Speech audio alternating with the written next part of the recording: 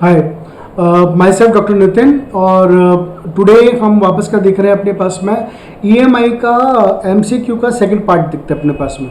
ठीक है, और ये इंस्ट्रूमेंट्स के रिलेटेड क्वेश्चन बहुत इंपॉर्टेंट हैं और इनको ध्यान में रख के चलें। और स्पेशली इलेक्ट्रॉनिक्स ब्रांच वाले बच्चे ईएमआई को अच्छे से प्रिपेयर करें, क्योंकि electrical and electronics engineering double E branch और ट्रिपल ई ब्रांच के बच्चे इंस्ट्रूमेंट के साथ में फेमिलियर रहते हैं अपने पास में, क्योंकि most of the watt meters और बहुत सारे एसी ब्रिजेस और ट्रांसड्यूसर्स वगैरह ये सारे काम कहाँ आते हैं अपने पास में, इलेक्ट्रिकल में ज़्यादा यूज़ होते हैं अपने पास में। लेकिन इलेक्ट्रॉनिक्स वाले भी इसको बियर करके चलें, क्योंकि दोनों के गेट के एग्जाम के अंदर कम से कम 3 to 5 क्वेश्चंस तो इसके पूछे ही जाएंगे अपने पास में। क्लियर? सो नाउ अपन बात करते हैं द 11th क्वेश्चन की। Moving iron instrument give a correct reading. क्या बोल रहे हैं कि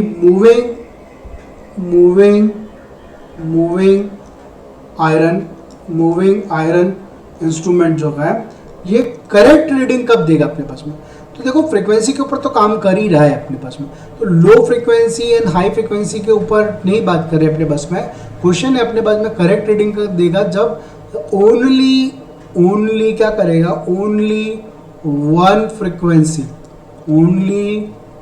फ्रीक्वेंसी अगर यूज होती है अपने पास में, तो मूविंग आयरन इंस्ट्रूमेंट क्या करेगा अपने पास में, करेक्ट रीडिंग को देगा अपने पास। क्लियर है? नेक्स्ट बात करते हैं, ये सारे बच्चों को आता है अपने पास में इंडक्शन वॉट मीटर सुना है सबने अपने पास में। सो इंडक्शन वॉट मीटर सीधी अगर बात करें अपने पास में, तो ये किसके के लिए यूज होता है अपने पास में, एसी सर्किट के लिए ही यूज होता है अपने पास में। तो ऑप्शन ए जो है इसका एक है, एसी सर्किट ही अपने पास में यूटिलाइज होगा।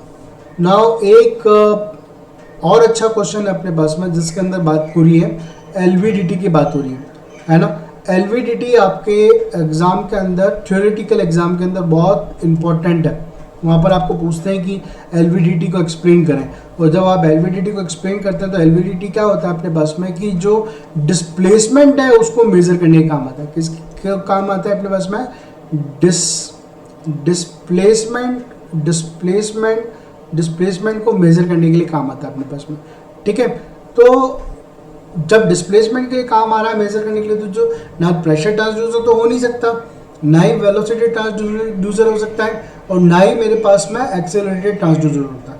सो इसका राइट आंसर जो आएगा वो क्या आएगा मेरे पास में, option B is the right option, where displacement transducer LVDT displacement को मेजरमेंट करेगा। अच्छा क्वेश्चन है वैसे, आप लोगों को सबको पता है, क्या पता है कि जो अमीटर है, वो अमीटर जो होता है वो क्या होता है, हमेशा अमीटर जो है वो हमेशा क्या होता है अपने पास में, सीरीज में कनेक्टेड होता है, सीरीज में कनेक्ट होता है। और जो वोल्ट मीटर होता है वो क्या रहता है, हमेशा अपने पास में शंट में कनेक्टेड रहता है। वोल्ट मीटर जो है वो क्या है, शंट में कनेक्टेड रहता है। सो अमीटर एंड वोल्ट मीटर की जब मैंने बात करी तो ये तो हो गया, लेकिन अब ये क्या चाह रहा है, ये चाह रहा है क्वेश्चन के अंदर कि ये जो अमीटर है, ये अमीटर क्या हो जाए, यहाँ आ जाए, और ये जो वोल्ट मीटर जो है वो ऊपर आ जाए। जब अमीटर यहाँ पर आएगा तो इसमें क्या हो रहा है कि may be result in damage किसको होगा, तो डैमेज किसको होगा पता है अपने पास में, डैमेज होगा मेरे पास में अमीटर को डैमेज होगा। अब आप पूछोगे सर अमीटर को डैमेज क्यों होगा, अमीटर को डैमेज इसलिए होगा कि अमीटर के थ्रू क्या होगा मेरे पास में, वेरी हाई करंट क्या हो जाएगी मेरे पास में, फ्लो हो जाएगी। ठीक है, और ये वेरी हाई करंट फ्लो हुई, इसका मतलब इसका क्या, रेजिस्टेंस क्या होगा अपने पास में, कम है, और ज़्यादा हाई करंट फ्लो होने की वजह से क्या हो जाएगा मेरे पास में, ये जो डिवाइस है, ये जो सर्किटरी जो यूज़ कर रखी है अपने पास में, ये सर्किटरी में बी जो है वो क्या कर देगा, डैमेज कर देगा। एक अच्छा क्वेश्चन हो रहा है अपने पास में, the volt ratio box is basically volt ratio box is basically, तो ये वोल्ट रेशियो बॉक्स क्या है, basically potential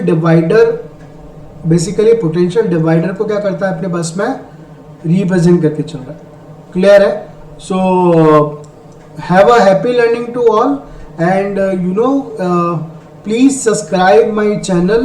My channel name is @YouTube electronics